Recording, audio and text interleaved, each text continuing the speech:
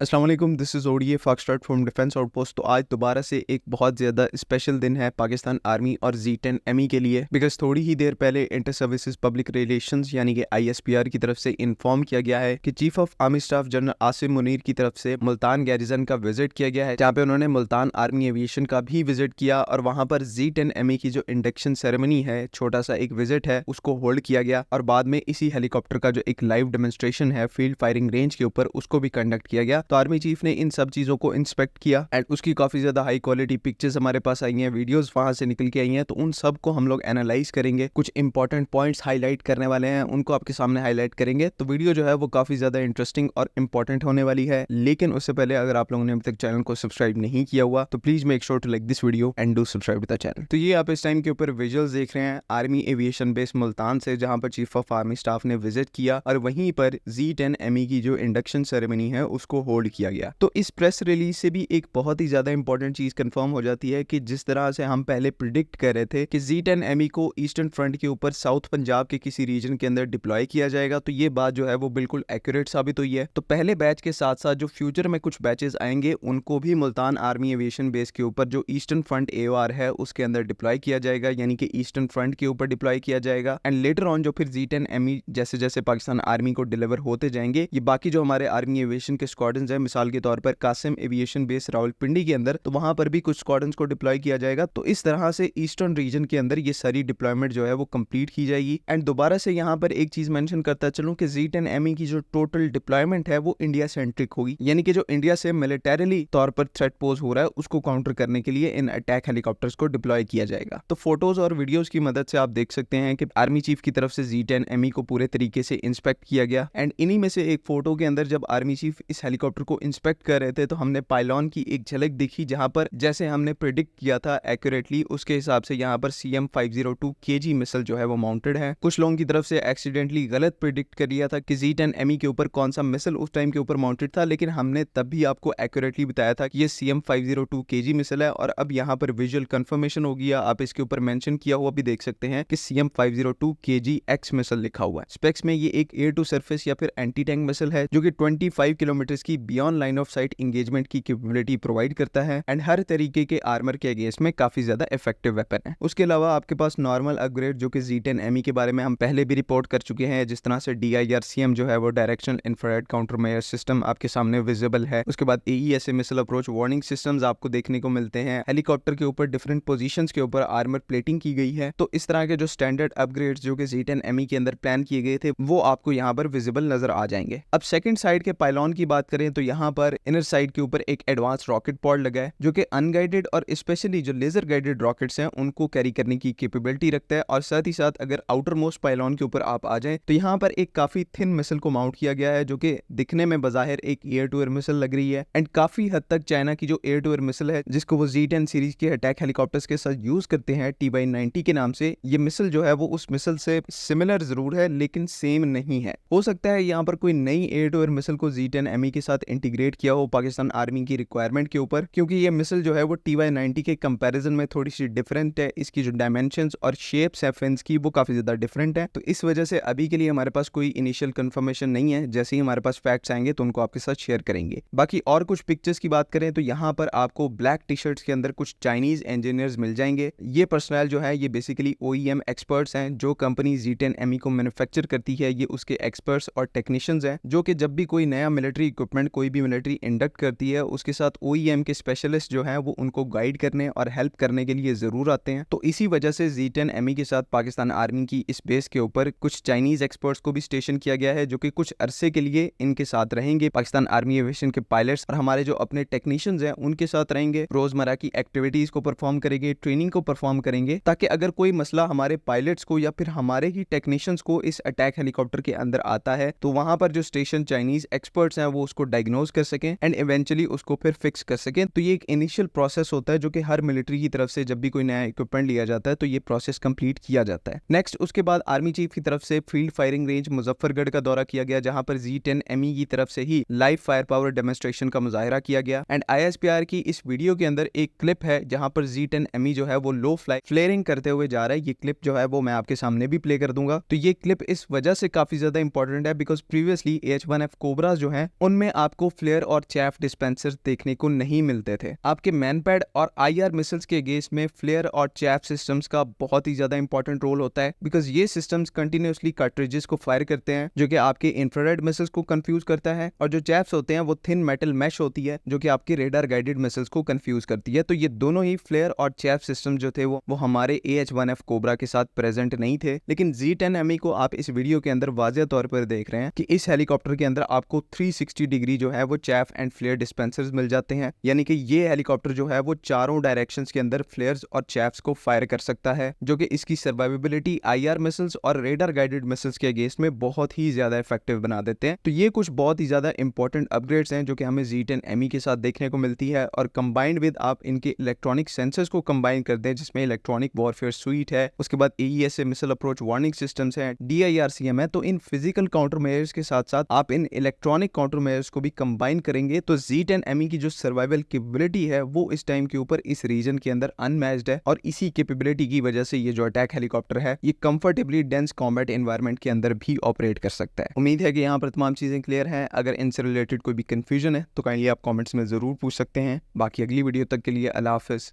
पाकिस्तान जिंदाबाद।